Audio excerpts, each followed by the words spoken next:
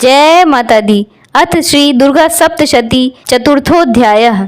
इंद्रादि देवताओं द्वारा देवी की स्तुति। सिद्धि की इच्छा रखने वाले पुरुष जिनकी सेवा करते हैं तथा देवता जिन्हें सब ओर से घेरे रहते हैं, उन जया नाम वाली दुर्गा देवी का ध्यान करें। उनके श्री अंगों की आभा काले मेघ के समान श्याम है। वे अपने कटाक्षों से शत्रु समूह को भय प्रदान करती हैं। उनके मस्तक पर आबद्ध चंद्रमा की रेखा शोभा पाती है। वे अपने हाथों में शंख, चक्र, कृपाण और त्रिशूल धारण करती हैं। उनके 3 नेत्र हैं। वे सिंह के कंधे पर चढ़ी हुई हैं और अपने तेज से तीनों लोकों को परिपूर्ण कर रही हैं। ऋषि कहते हैं, अत्यंत पराक्रमी दुरात्मा महिषासुर तथा उसकी दैत्य सेना के देवी के हाथ से मारे जाने पर इंद्र आदि देवता प्रणाम के लिए गर्दन तथा कंधे झुकाकर उन भगवती दुर्गा का उत्तम वचनों द्वारा स्तवन करने लगे। उस समय उनके सुंदर अंगों में अत्यंत हर्ष के कारण रोमांच हो आया था। देवता बोले, संपूर्ण देवताओं की शक्ति का समुदाय ही जिनका स्वरूप है तथा जिन देवी ने अपनी शक्ति से संपूर्ण जगत को व्याप्त कर रखा है, समस्त देवताओं और महर्षियों की पूजनीय उन जगदम्बा को हम भक्ति पूर्वक नमस्कार करते हैं। वे हम लोगों का कल्याण करें। जिनके अनुपम प्रभाव और बल का वर्णन करने में भगवान शेषनाग, ब्रह्मा जी तथा महादेव जी भी समर्थ नहीं हैं।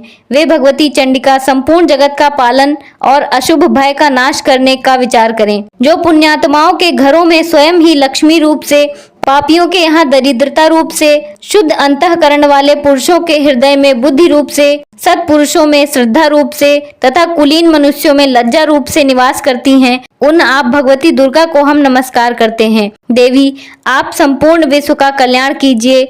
देवी, आपके इस अचिंत रूप का, असुरों का नाश करने वाले भारी पराक्रम का तथा समस्त देवताओं और दैत्यों के समक्ष युद्ध में प्रकट किए हुए आपके अद्भुत चरित्रों का हम किस प्रकार वर्णन करें। आप संपूर्ण जगत की उत्पत्ति में कारण हैं। आप में सत्वगुण, रजोगुण और तमोगुण, ये तीनों गुण मौजूद हैं, तो भी दोषों के साथ आपका संसर्ग नहीं जान पड़ता। भगवान विष्णु और महादेव जी आदि देवता भी आपका पार नहीं पाते। आप ही सबका आश्रय हैं।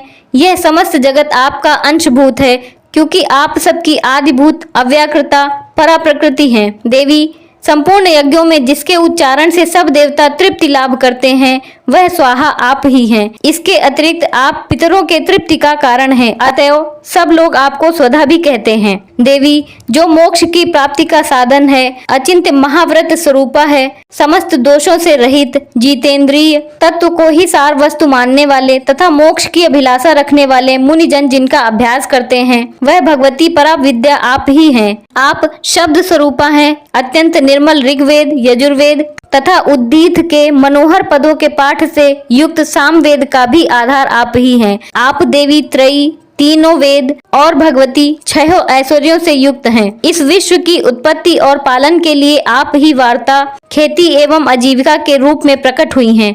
आप संपूर्ण जगत की घोर पीड़ा का नाश करने वाली हैं। देवी, जिससे समस्त शास्त्रों के सार का ज्ञान होता है, वह मेघा शक्ति आप ही हैं। दुर्गम भव सागर से पार उतारने वाली नौका रूप दुर्गा देवी आप ही हैं। आपकी कहीं भी आसक्ति नहीं है। कैटभ के शत्रु भगवान विष्णु के वक्ष स्थल में एकमात्र निवास करने वाली भगवती लक्ष्मी तथा भगवान चंद्रशेखर द्वारा सम्मानित गौरी देवी भी आप ही हैं। आपका मुख मंद मुस्कान से सुशोभित, निर्मल, पूर्ण चंद्रमा के बिंब का अनुकरण करने वाला और उत्तम सुवर्ण की मनोहर कांति से कमनीय है। तो भी उसे देखकर महिषासुर को क्रोध हुआ और सहसा उसने उस पर प्रहार कर दिया। यह बड़े आश्चर्य की बात है। देवी, वही मुख जब क्रोध से युक्त होने पर उदय काल के चंद्रमा की भांति लाल और तनी हुई भौहों के कारण विकराल हो उठा, तब उसे देखकर जो महिषासुर के प्राण तुरंत नहीं निकल गए, यह उससे भी बढ़कर आश्चर्य की बात है, क्योंकि क्रोध में भरे हुए यमराज को देखकर भला कौन जीवित रह सकता है। देवी, आप प्रसन्न हो। परमात्मा स्वरूपा, आपके प्रसन्न होने पर जगत का अभ्युदय होता है और क्रोध में भर जाने पर आप तत्काल ही कितने कुलों का सर्वनाश कर डालती हैं। यह बात अभी अनुभव में आई है, क्योंकि महिषासुर की यह विशाल सेना क्षण भर में आपके कोप से नष्ट हो गई है। सदा अभ्युदय प्रदान करने वाली आप जिन पर प्रसन्न रहती हैं, वे ही देश में सम्मानित हैं। उन्हीं को धन और यश की प्राप्ति होती है। उन्हीं का धर्म कभी शिथिल नहीं होता और वे ही अपने हष्ट पुष्ट स्त्री, पुत्र और भृत्यों के साथ धन्य माने जाते हैं। देवी, आपकी कृपा से पुण्यात्मा पुरुष प्रतिदिन अत्यंत श्रद्धा पूर्वक सदा सब प्रकार के धर्मानुकूल कर्म करता है और उसके प्रभाव से स्वर्ग लोक में जाता है। इसलिए आप तीनों लोकों में निश्चय ही मनोवांछित फल देने वाली हैं। माँ दुर्गे, आप स्मरण करने पर सब प्राणियों का भय हर लेती हैं और स्वस्थ पुरुषों द्वारा चिंतन करने पर उन्हें परम कल्याणमयी बुद्धि प्रदान करती हैं। दुख, दरिद्रता और भय हरने वाली देवी, आपके सिवा दूसरी कौन है जिसका चित्त सबका उपकार करने के लिए सदा ही दयार्द रहता हो। देवी, इन राक्षसों के मारने से संसार को सुख मिले तथा ये राक्षस चिरकाल तक नरक में रहने के लिए भले ही पाप करते रहे हों, इस समय संग्राम में मृत्यु को प्राप्त होकर स्वर्ग लोक में जाएं, निश्चय ही यही सोचकर आप शत्रुओं का वध करती हैं। आप शत्रुओं पर शस्त्रों का प्रहार क्यों करती हैं? समस्त असुरों को दृष्टिपात मात्र से ही भस्म क्यों नहीं कर देती? इसमें एक रहस्य है। ये शत्रु भी हमारे शस्त्रों से पवित्र होकर उत्तम लोकों में जाएं। इस प्रकार उनके प्रति भी आपका विचार अत्यंत उत्तम रहता है। खड्ग के तेज पुंज की भयंकर दीप्ति से तथा आपके त्रिशूल के अग्रभाग की घनीभूत प्रभा से चौंधिया कर जो असुरों की आंखें फूट नहीं गईं, उसमें कारण यही था कि वे मनोहर रश्मियों से युक्त चंद्रमा के समान आनंद प्रदान करने वाले आपके इस सुंदर मुख का दर्शन करते थे। देवी, आपका शील दुराचारियों के बुरे बर्ताव को दूर करने वाला है। साथ ही यह रूप ऐसा है जो कभी चिंतन में भी नहीं आ सकता और जिसकी कभी दूसरों से तुलना भी नहीं हो सकती, तथा आपका बल और पराक्रम तो उन दैत्यों का भी नाश करने वाला है जो कभी देवताओं के पराक्रम को भी नष्ट कर चुके थे। इस प्रकार आपने शत्रुओं पर भी अपनी दया ही प्रकट की है। वरदायिनी देवी, आपके इस पराक्रम की किसके साथ तुलना हो सकती है तथा शत्रुओं को भय देने वाला एवं अत्यंत मनोहर ऐसा रूप भी आपके सिवा और कहाँ है? हृदय में कृपा और युद्ध में निष्ठुरता, ये दोनों बातें तीनों लोकों के भीतर केवल आप में ही देखी गई हैं।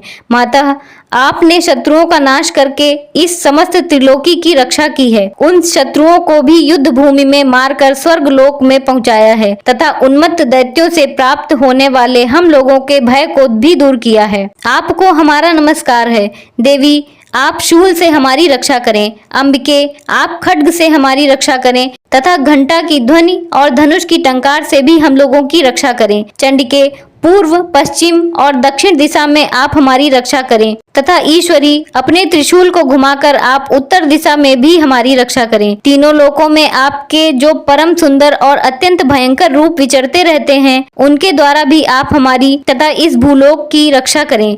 अंबिके, आपके कर पल्लवों में शोभा पाने वाले खड्ग, शूल और गदा आदि जो अस्त्र हों, उन सबके द्वारा आप सब ओर से हम लोगों की रक्षा करें। ऋषि कहते हैं, इस प्रकार जब देवताओं ने जगन माता दुर्गा की स्तुति की और नंदन वन के दिव्य पुष्पों और गंध चंदन आदि के द्वारा उनका पूजन किया, फिर सबने मिलकर जब भक्ति पूर्वक दिव्य धूपों की सुगंध निवेदन की, तब देवी ने प्रसन्न वदन होकर प्रणाम करते हुए सब देवताओं से कहा। देवी बोली, देवताओं, तुम सब लोग मुझसे जिस वस्तु की अभिलाषा रखते हो उसे मांगो। देवता बोले, भगवती ने हमारी सब इच्छा पूर्ण कर दी, अब कुछ भी बाकी नहीं है, क्योंकि हमारा यह शत्रु महिषासुर मारा गया। महेश्वरी, इतने पर भी यदि आप हमें और वर देना चाहती हैं तो हम जब जब आपका स्मरण करें तब तब आप दर्शन देकर हम लोगों के महान संकट को दूर कर दिया करें। तथा प्रसन्न मुखी अंबिके, जो मनुष्य इन स्तोत्रों द्वारा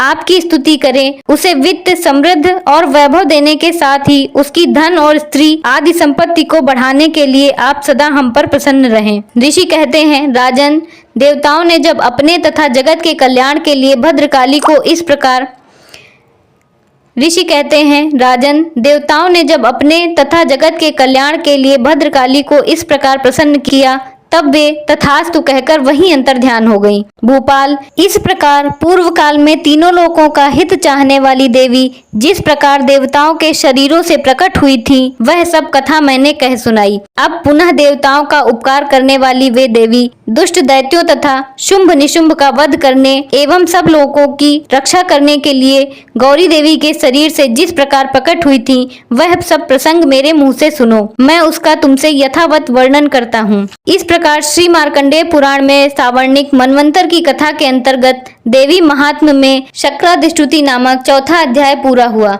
जय माता दी।